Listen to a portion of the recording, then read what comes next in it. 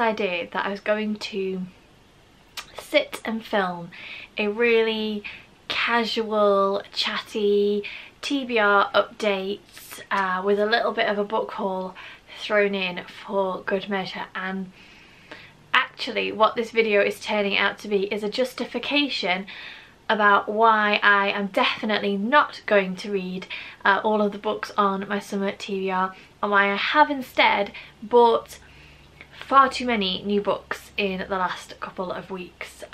So that's where we're at. Let's roll with it. Also, I have to say, I had all these grand plans for this video. It's horrendous weather outside. I've got 2 dogs, including a puppy. My hair got drenched just doing the toilet break time with the pup. So I look a hot mess. This video isn't going to work out quite how I wanted it to, but what I do have is a stack of fabulous new books to share with you, so we'll probably just go with that. I feel like the mug that I've chosen today is probably the most apt. A la Ross. I'm fine, it's all fine, we're fine. Let's just talk about some new books, eh? So basically every season I like to set myself a TBR, and I am a mood reader, and if you've been around my channel for a while you'll know that I am a mood reader, and by that I mean that I like to be led by how I'm feeling to read a book, and how I'm feeling can hugely impact my reading experience. If I pick up a book because I have to pick up a book, it's highly likely that I will enjoy it a lot less than if I felt like reading that book. And that's probably very similar for most people, although I do think that there are people out there who can detach themselves, pick a stack of books and just work their way through it. I'm not one of those people. It's really important to me that I feel like reading a book in order to get the most amount of enjoyment out of that book. And reading for me is escapism. It's how I disconnect and unwind, how I decompress as an introvert. So it's a really big deal for me to get a high level of enjoyment out of my reading experience, but it is helpful for me because I have so many unread books. It is helpful for me to pick out some that I think over the next 3 months, could I read those? Do I want to read those? And I try and incorporate those books into my reading plans. That being said, let me just bring up the list of books on my summer TBR. So I had 1, 2, 3, 4, 5, 6, 7, 8, 9, 10, 11, 12. I had 14 books on my summer TBR. Of those I have read 6. I started a 7th, which was Clockwork Angel, got 100 pages in and decided that I wasn't really feeling it, so I put that to one side. So there are quite a few on this list, seeing as that we are almost at the end of August, that I'm just not feasibly going to get to and read. However, I have, as I mentioned, purchased some new books and I have been devouring those, and I'm gonna put it down to the fact that I just was feeling the ones that I bought, and that's why I bought them. And yeah, justification, right? So that's kind of where I'm at in terms of my reading. I have been a little bit reading slumpy at the moment, and I don't know why that is. Well, I can kind of guess why that is. Things are really busy at work. I work for my local food bank. I am the food bank centre manager and I manage the volunteers, and it's all with COVID and Corona and kind of crisis management. It's all just very intense. We've just moved offices, we're reopening and opening new centres across the town, and there's just a whole lot of stuff going on that kind of takes up brain space. And even though reading is my form of escape, I'm finding it increasingly difficult, I think, to put aside my work stuff and detach myself and read, and so I've chosen not to read more than I would normally choose to read, and it just means that I haven't read as much, and that I've been a little bit reluctant to read, even though what I'm reading I'm enjoying. I'll talk about that a little bit in a minute. So it doesn't feel great to not want to read so much, and I miss reading, and I would like to try and get back into reading as we go into the autumn. And obviously I think that autumn, fall and winter weather, it just lends itself so much more to burrowing and being cozy and staying in and reading, and hopefully that's what I'll get into. I've always typically read more in the summer though, as it happens. I love sitting outside, glass of wine, reading into a hazy evening, but I just haven't done that. And I don't know if it's kind of because 2020 has just been the year that the world went mad and things just aren't the way that they normally were. I don't know. I could probably come up with a dozen or so different reasons why I haven't read so much and why I'm not feeling reading so much, and you could apply any one of them to any given day. But yes, that's just kind of where I'm at with my reading, and I hope, actually, I did want to say that I hope as subscribers, me setting a TBR and then not completing it, I hope that that is not super off-putting, because it may be better for me to just not make the TBRs in the first place, because although I like them to guide me, as I said, I am a mood reader, and ultimately that will win out 90% of the time, apart from when I have to read book club books and that sort of thing. So that's a lot of waffling to update you on where I'm at. Now let's talk about some books, because let's be honest, most of you came for the book haul. That's what we're going to do. Let's jump in. The first book is one that I have already read, and that is 1,000 Ships by Natalie Haynes.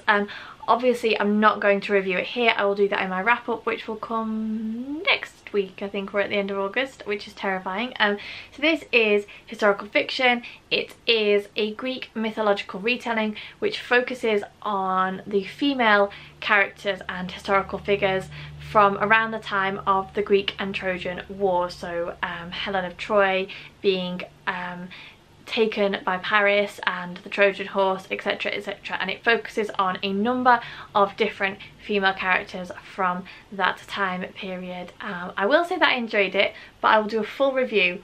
I picked it up because last summer I read Circe and I read The Song of Achilles by Madeline Miller, and I adored them, and I do think Greek mythological retellings are my new thing, but that's what that one is, and I will do a full wrap up next week, so watch out for that video. Next we have, yes, another new purchase, and yes, the book that I'm currently reading and I am almost finished with, and that is A Rising Man by Abir Mukherjee. And I picked this up because I went into Waterstones to get a couple of books for the kids while they were away as a treat for when they got back, and I saw the third book in this series, not realising at the time that it was a third book in a series, just on the buy one get one free stand.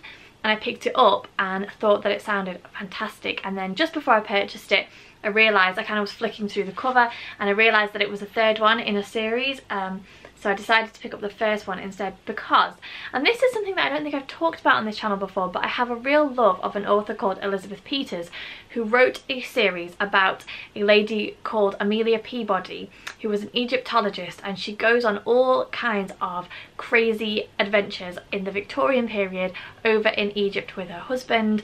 It's kind of like murder mystery thriller historical fiction, and it is absolutely fantastic. I haven't read it for I read it when I was a teenager, so probably like 20 years without giving my age away too much, and I often think to myself, if I went back now, would I have such an appreciation for it? Would I find it incredibly inappropriate and politically incorrect? I don't know, but at the time I adored them. I would very much like to reread them actually. Anyway, that's all to say that this is a historical fiction crime thriller but set in India, and we are following Captain Sam Wyndham, who he's moved to India to serve on the police force to try and escape his trauma of being in the First World War and the loss of his wife. So he is a troubled soul, classic trope. He is a troubled soul, and he is serving the great British Empire in India on the police force, and within days of his arrival a high-ranking British political figure is murdered, and Sam has to find out what's gone on, and that's all I'm going to say. I will obviously probably, well, almost definitely have finished this and we'll be wrapping it up at the end of August, but it just gave me all the same vibes as Elizabeth Peters' Amelia Peabody series did, and it's been a long time since I've read this type of book. The fact that it is set somewhere exotic like India was just, that was it basically. That was all I needed to read on the back and I was totally sold. Very much enjoying it. As with 1,000 Ships, I will do a full wrap up next week, so keep your eye out for that. But yeah, that is that one. Next we have We Begin at the End by Chris Whitaker, and again I picked this up in Waterstones, and I picked it up because reading the back gave me full on John Grisham vibes. If you don't know, I'm a big fan of John Grisham's earlier works, not so much his more contemporary stuff, but traditional Grisham I just think is fantastic. And although this isn't a legal crime drama, just reading the back just gave me those vibes. I was immediately hooked. I have not seen very many people talk about it, but I thought I just really want to pick this up and give it a go. So this is the story of Vincent King, who 30 years previously, when he was a teenager, was convicted of the killing of his girlfriend's young sister. I think she was 7 at the time. 30 years on, he has now been released from prison and he has returned to his hometown. And as you might imagine, not everyone is thrilled at his homecoming, and that includes his ex-girlfriend, who still lives there with her 2 children. At this point, she has a 13-year-old daughter called Duchess, and I think a 6-year-old son called Robin. It doesn't say his age on the back. And yeah, things begin to unfold. I have, since picking it up, I've read a number of reviews which say this is really strongly character driven, and I think that I am going to absolutely love it. So it says on the back, in trying to protect Star, so Star is the ex-girlfriend of Vincent King, who was the killer. In trying to protect Star, Duchess inadvertently sets off a chain of events that will have tragic consequences, not only for her family, but also for Vincent and the whole town. How far can you run from the past when the past seems doomed to repeat itself?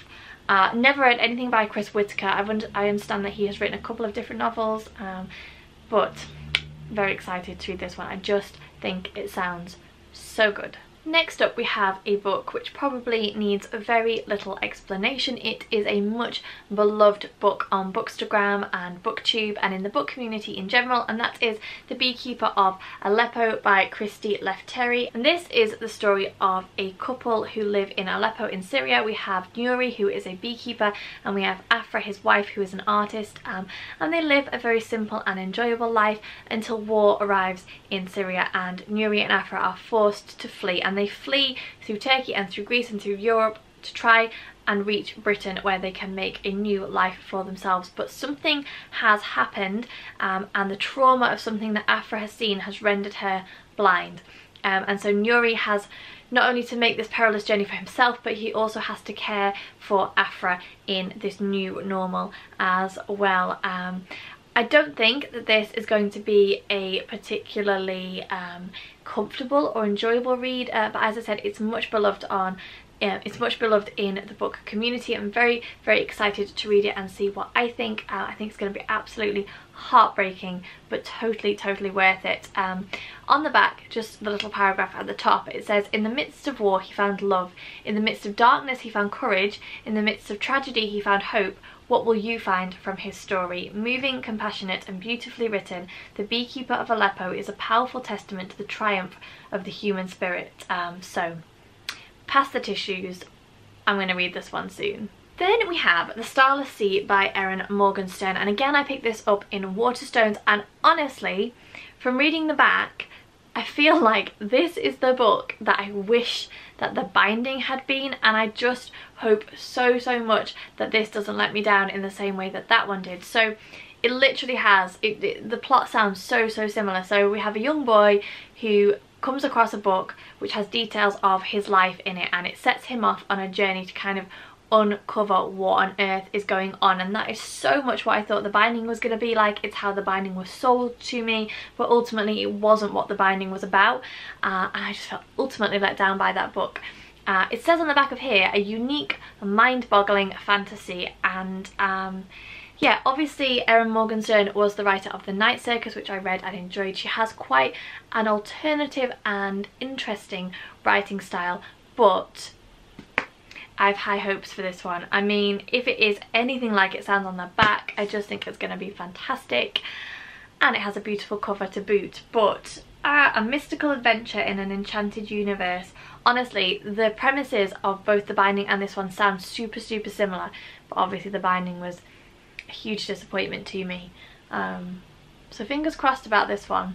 I enjoyed The Night Circus. I like her writing style. I know it's not for everyone. She has quite a quiet writing style. I know it's not for everyone, but honestly, it sounds so good. when Zachary Rawlings stumbles across a mysterious library book containing details from his own life among its pages. It leads him on a quest unlike any other. Following the clues inside, he is guided to a masquerade party, a dangerous secret club, and finally to a labyrinth filled with stories hidden far beneath the surface of the earth. But when the labyrinth is threatened, Zachary must race through its twisting tunnels and crowded ballrooms, searching for the end of his story. Sounds so good. So cross your fingers for me that this is worth it. Then I picked up Maybe in Another Life by Taylor Jenkins Reid. So I have read and absolutely adored Daisy Jones and the Six and The Seven Husbands of Evelyn Hugo by the same author, but they are slightly different in genre to this one. This is an earlier book that she wrote. I don't know if I'm going to enjoy it, but because I really loved her writing style, I thought that I would give it a go and see what I thought. So this is about a girl called Hannah Martin who is 29. She has had various jobs, she's lived in various places, but she still doesn't really know who she is or what she wants to do with her life.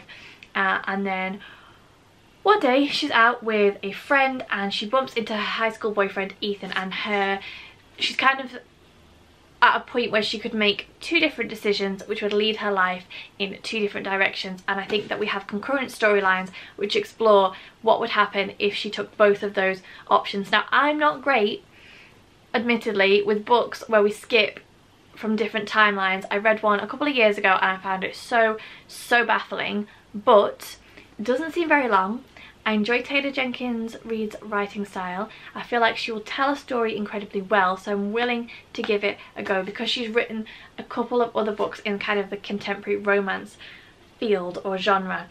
So if I like this one, then, you know, I've got some more of her books that I could purchase and read. So we'll see. Next we have a book which James has picked for me. We basically came to an agreement that he was going to join my book club and he was going to read the books and offer a male perspective, because it's predominantly females who are in my book club, on the basis that I would read some of the fantasy books that he constantly recommends to me. So he is a huge high fantasy reader. He will absolutely devour anything fantasy based. Often he listens to them on Audible and they are like 30-40 hours, and he is always coming home and saying, you need to read this, you need to read this. So, you know, we kind of had an agreement that I would do that, so I said, yes, okay, so you will read this month's book club book and you can choose a book for me, and he did. And he chose Malice by John Gwynne. Now, first of all, for me, it's been blurred by Con Iggulden, and I adore Con Iggulden, so that's possibly enough to just sell it anyway. However, I will read the back, and it's part, I think it's a trilogy, and I think this is his debut series. Oh no, 4 books. It's a quartet. So I'll read the back, see what you think. I've got no idea other than that James has said it's fantastic, so let's see. The banished lands have a violent past where armies of men and giants clashed in battle. An uneasy peace reigns, but now giants stir once more, the very stones weep blood, and there are sightings of gigantic worms. Those who can still read the signs see a prophecy realised. Sorrow will darken the world as angels and demons make it their battlefield. Well, young Corbin watches enviously as boys become warriors and yearns to join them, determined that he will make his family proud. It is only when everything he knows is threatened that he discovers the true cost of becoming a man. As the kings look to their borders and priests beg answers from the gods, only a chosen few know that the fate of the world will be decided between 2 champions, the Black Sun and the Bright Star, and with their coming will be a war to end all wars. I mean, it's got tiny writing. It's how many pages? Over 600 pages. It sounds a little bit complex. I mean, I do read fantasy and I am capable of reading high fantasy, and I find it fairly enjoyable, provided that it doesn't take too much of my brain space up. He said it's fantastic, so I picked it up. This was our agreement. At some point in the next couple of months, I will be reading this and I will let you know what I think. It does sound good, it just sounds complex. And I've almost gone off complex fantasy a little bit. I don't know why, but I have. But yeah, I'll let you know. I am dubious. You could probably tell that I'm dubious. I'm totally dubious about this, but we will see. And then the final book that I am going to haul is Beartown by Frederick Bachman. This is my book club's pick for August. Love you to join us. If you are interested, we have one book a month, and then we do a Zoom call at the end of the month to discuss it, and it's fabulous. We have giveaways and we have authors joining us, and it's just a lot of fun. We make friendships and chat about the books and other things that we're reading. We recommend books to each other, and I just really enjoy it, and I would highly recommend it, obviously.